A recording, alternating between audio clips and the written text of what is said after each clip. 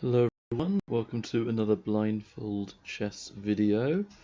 If you wish to, feel free to skip ahead to the analysis section of the video, but if you want to try and follow along, feel free. I'm white in this game, playing d4, queen to pawn opening. Playing a 2100, they're pretty solid. They played knight f6, I will go for c4. Then e6, okay, so we're going into the main line systems. I'll try bishop g5, kind of torre attack move order. Yeah, it probably doesn't change much, but it at least avoids the Nimzo Indian, which I don't know as well as other openings, to be honest. Yeah, and we're going into the exchange variation of the Queen's Gambit declined. So essentially, both of us are setting up our relevant. I don't know if I've got a bishop on. No, I haven't moved the bishop yet. Yeah, both sort of setting up our sort of solid little patterns. The tab here for this position, putting our pieces in the usual spot. Not castled. And then I want to play Queen C2 here because yeah, I get the bishop pair. I've slightly weakened my king. But I feel like knight h5. Okay, so they want the bishop pair, and it looks like they're getting it. All right, I'll play bishop g3. I was trying to attack on the king side with king h1, then rook g1, but instead I will alter my plan to play king g2. Then rook h1 might be a move here.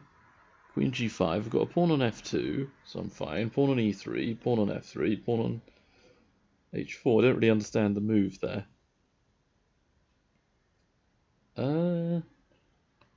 Yeah, I don't know. Rook h1 looks fun. Didn't really mean it for it to rhyme, but I seem to be doing that anyway. f5 makes some sense, I suppose. Right, where do I want my pieces? My knight isn't really that useful on c3, so I'll put it on e2 and then on f4.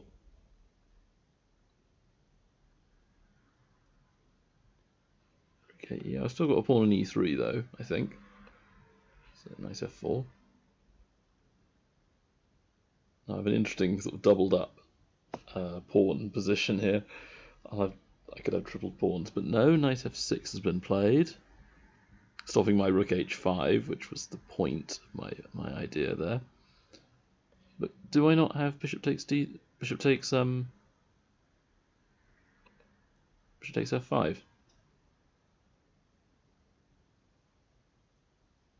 I hope I do. I hope I haven't blundered somehow. Because their knight on f6 is blocking their rook from capturing my my bishop. So I may have won a pawn. It may not be too relevant because of the opposite coloured bishops, but every little helps, and I am the one with the advantage here. I've got knight e6 coming as well. So this could be bad news for them. Okay, knight to e4. Yeah, that's quite a nice move. Knight to e4. Okay.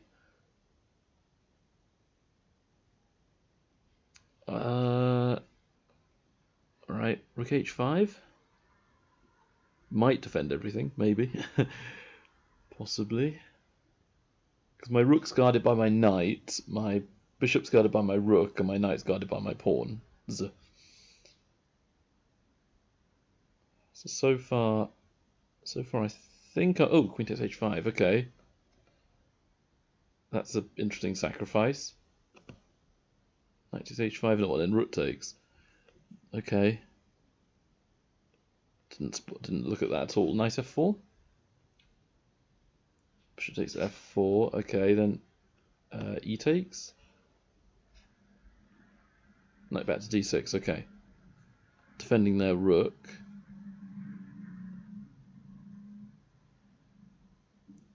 I don't know, queen d2 maybe?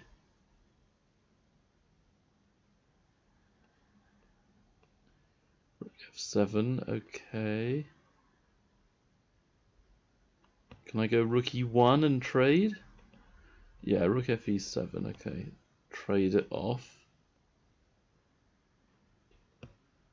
Oh no, I've got triple pawns, haven't I? Then pawn g3. Okay, I don't have a pawn on c3. I've got a pawn on nowhere on the c file. Their knight's on d6. Difficult one. Can I play f5 here? I don't really want to though. I don't know, g4. Knight c4. Okay, attacking my queen.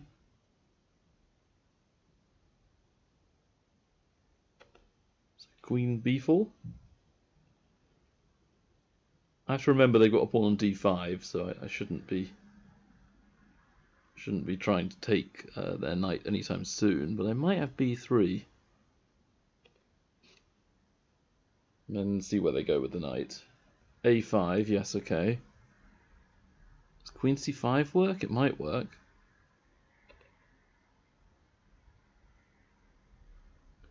And then knight on c4, rook on e7, so they won't be able to guard a5.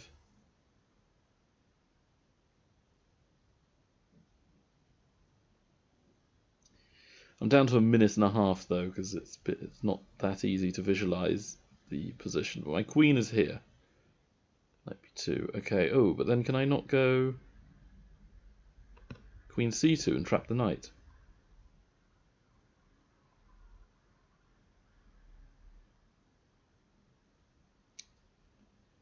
Knight b2. Never fianchetto your knights.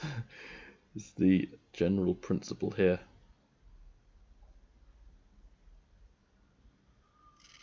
Okay, and they resigned. Alright, let's have a look at the game. For the video, yes, that is the position I thought was on the board, despite my pawns being extremely strange looking. I'm sure I missed taking their knight when it was on e4 at some stage, but I wasn't entirely sure. Actually, I'll do a computer analysis at the end of the session here. Alright, so d4, knight f6, c4, e6, knight bishop g5 first to cut out bishop b4, check, which would go into a kind of Bogo Indian. I would play knight d2 in that line. And then they play knight e4 and it gets really confusing. So bishop e7, knight c3, and they play d5, transposing to the Queen's Gambit declined variations. I can play e3 here, which is the move I sometimes do. C takes d5 is the other move, and even knight f3 is a move which gives black a lot more options. Taking, I'm sure, is not entirely correct, but I simply wanted a position that I know relatively well. Both sides have pawn chains pointing into the centre, ending on the d-pawns. Then knight f3, bishop g4, pin. Queen b3 is a move, but I like bishop d3 because it puts the bishop on a good centralising square. h6, it puts the question to my bishop, although it can be a weakness in the future because black has less flexibility with their kingside pawns now that one of them has moved forwards. And here we've got a very normal position. I could play h3. Bishop e2 is also a move if you want to play cautiously. And queen b3 attacks the queen side. All those are fine. Bishop f6 and bishop g3 are not my favourite moves, but they're also options. And rook e1 I'm sure is a good move as well. Queen c2, yeah, did give up the bishop pair with this. Weakened my pawn structure a tiny bit, but I view piece activity as more important. And I was hoping for the g-file for my rook by playing king h1, rook g1. But knight h5 essentially forces a pair of bishops off. Instead of playing bishop takes bishop, which would allow them to improve their queen with no time wasted, essentially, I thought I would play bishop g3 to make them essentially take my bishop to get the bishop pair and help me to repair my pawn structure. And then, as you may have seen in the game, I was able to get my rooks onto the open file, the h-file, while black is kind of messing around trying to get some kind of kingside attack, which I don't think is going to come. f5. So black's attempting to play f4, going for a huge pawn break on me, and also blocking my bishop on d3 from playing check on h7. Knight e3 prevents black playing f4, or at least it discourages that move. So black improved the rook, improving the worst piece, which is not a bad decision.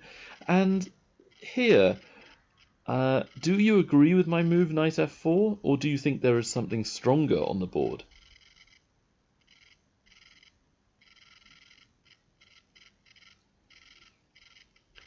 Well, I think my three pieces that I need to improve are my knight and both my rooks. The way to improve my rooks is either to play rook a to c1, going for the queenside play. The other one would be knight f4, I guess. Or you might be able to play rook h4 and then rook a to h1. I think those are the three kind of candidate moves. I played knight f4 despite black being able to take and double up my f pawns, or triple them up, I guess. Yeah, triple up the pawns. Black does not want to surrender their bishop too early, though. After bishop takes f5, yeah, this knight takes knight to e4 is probably a bad move. I thought at the time they had a tactic if I take the knight with the pawn, but on reflection, if I capture, what are they going to do? What's the plan? Don't really see what black plays here. I don't know, maybe there's some clever tactic, but I don't see anything. Yeah, I just missed taking the knight for free. I thought for some reason that I had problems with my bishops and knights and the like. That's why I played rook h5, just making sure that everything was okay. And I planned to take the knight next turn. But queen takes rook, knight takes is practically forced, rook takes. And here I could have played pawn takes knight, but I was a bit concerned about the f-file being weak.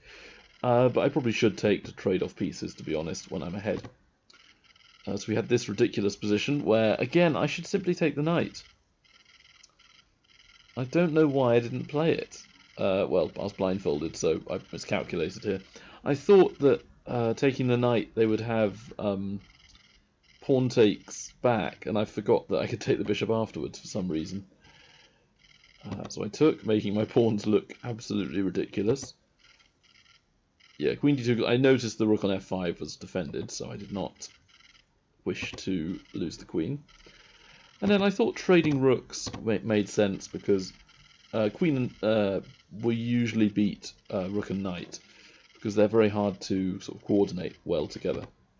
So g4 was an attempt to play sort of king g3, f5, and gain more space. And knight c4, active move, but I played this, parrying the threat on my queen. Also aiming at their rook.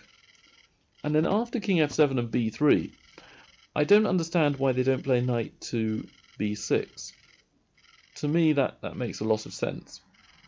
And you can swing the knight around, maybe even to d7 and gambit the b-pawn, or play even like knight a8 to c7 to e6, or knight c8 to d6. You've got so many good knight maneuvers from the b6 square.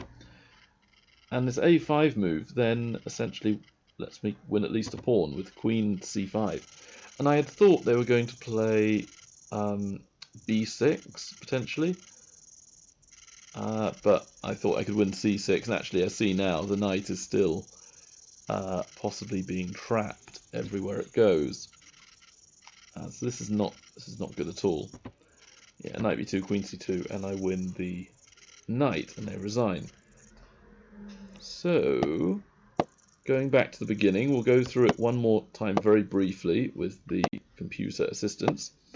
If you want to look at the screen and see how badly both of us play, then feel free. Both of us have so far made one inaccuracy in the last few moves. So it always gives me so much hope when I see my average centre pawn loss being so low at sort of 15 or whatever it is. Then it slowly just rises higher and higher with the blunders that I make. I'm sure I made a ton of mistakes here because of, as I mentioned earlier, the knight on e4 was hanging and I did not take advantage of it. My opponent's got a worse centre pawn loss, which is almost always the case when you beat somebody. Although not always. Someone could have blundered like 6 times and then you could have got there you could have played a good move each time, but then you make one huge blunder, which is giving mate in 1 for your opponent. But here, okay, I made one blunder, which I'm assuming is taking the knight at the wrong moment, or the right moment, which I missed. Only 3 inaccuracies with a 34 centre pawn loss. To blindfolded especially, that I'm very, very happy with that. And the first inaccuracy is bishop g5, which is seen by the computer as inaccurate, but I don't agree, because this is a perfectly acceptable move, I think. The only thing that would be questionable is if bishop b4 check was played. I may have to go into knight c3 and have played a slight sideline of the Nimzo Indian. But there's always bishop d2 at worst case scenario where it's equal.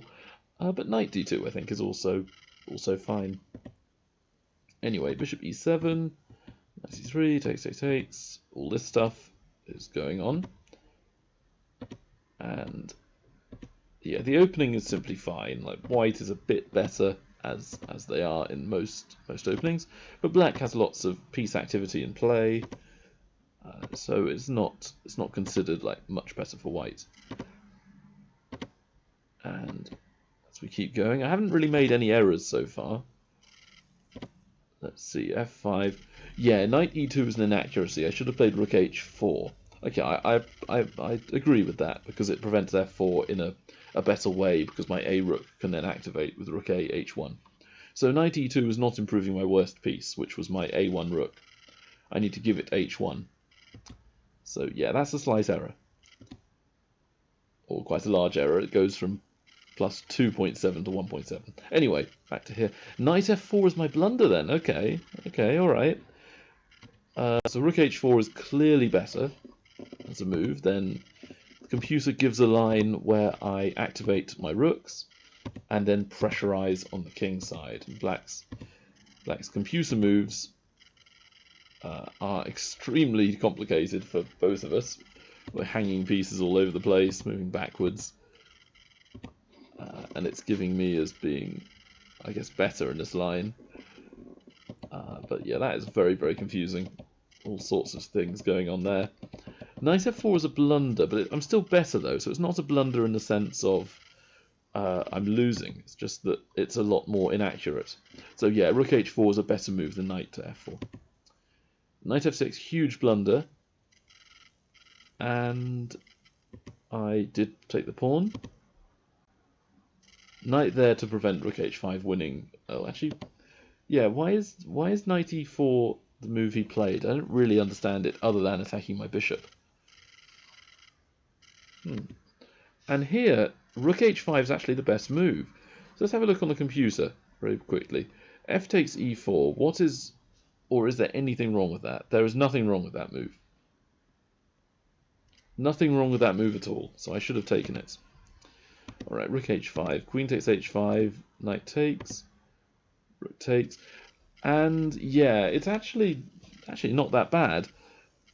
Oh, I see. Okay, I didn't see this in the game, so I got a bit fortunate.